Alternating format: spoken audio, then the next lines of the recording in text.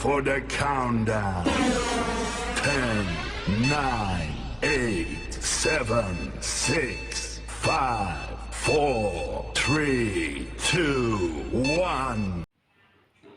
Ya, selamat sore, salam sejahtera bagi kita semua. Di sini saya ingin mempresentasikan hasil gabungan pertemuan 1, 2, dan 3, di mana gabungan 1 itu bertemakan mengimplementasikan komputerisasi pada masa pandemi, dan yang kedua itu bertemakan pelanggaran hak intelektual, dan yang ketiga itu bertemakan budaya dan teknologi.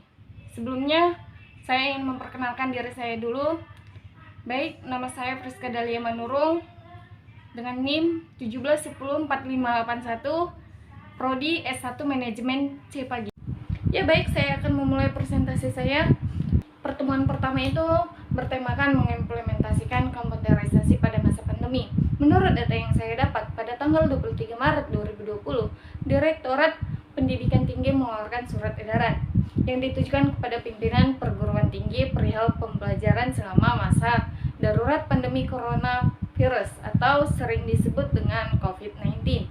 Dihimbau agar pembelajaran dari rumah diatur dan dapat dilakukan dalam bentuk pembelajaran daring ataupun kegiatan berbasis semangat belajar merdeka seperti project based learning, relawan kemanusiaan, ataupun penelitian yang relevan dengan upaya menahan laju penyebaran wabah COVID-19. Ya, dan yang pertemuan kedua itu bertemakan pelanggaran hak intelektual. Intelektual merupakan hasil pemikiran berupa ide seseorang atau gagasan yang diekspresikan dalam bentuk penemuan. Ekspresi tersebut akan menjadi suatu produk hukum dan melekat menjadi suatu kekayaan intelektual jika diproses melalui prosedur dan ketentuan yang berlaku, sehingga dapat dikatakan bahwa kekayaan intelektual adalah produk hukum berupa hak yang timbul atas kekayaan intelektual yang dihasilkan.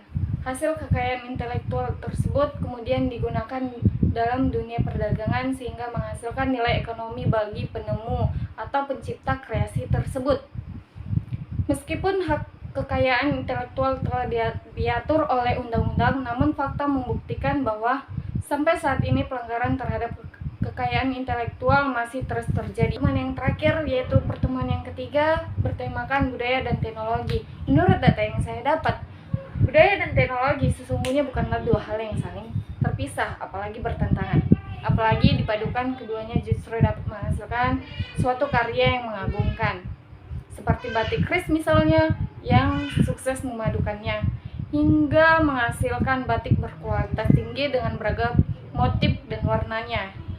Pada tahun 1970-an, seiring dengan peningkatan minat terhadap produk batik dan kerajinan Nusantara, embrio batik keris yang berawal dari usaha rumahan berubah menjadi perusahaan batik dan kerajinan, jaringan distribusi terbesar di Indonesia. Dahulu produksi batik masih menggunakan alat-alat tradisional, tapi sekarang teknologi dan komputerisasi membuat motif dan mode semakin berkembang mengikuti zaman. Produksi pun menjadi lebih efektif dan efisien. Sekian dan terima kasih.